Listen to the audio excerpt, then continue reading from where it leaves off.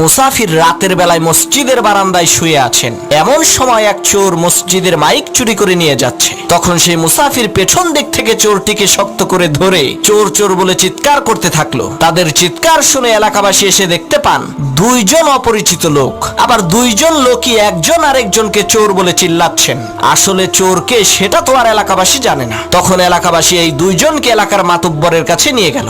মাতব্বর বললেন, তোরা দুইজনেই চোর, তোদের শাস্তি হলো সকাল পর্যন্ত তোরা দুইজনে আত্মহত্যায় মারা যাওয়া এই লাশ পাহারা দিবি। আমরা কেউ এই লাশের কাছে থাকবো না। তাদের দুইজনকে লাশের পাশে বেঁধে রাখা হলো। তখন মুসাফির বলছে, আল্লাহ, শেষকালে তুমি আমারে চোর বানাই দিলা। আর সেই চোর বলছে, তুই আমারে ধরলি কেন বল? এই কারণেই তো তুই চোর হইলি। তখন সেই লাশ বলে উঠলো, পাইছি রে পাইছি, আসল চোর রে পাইছি।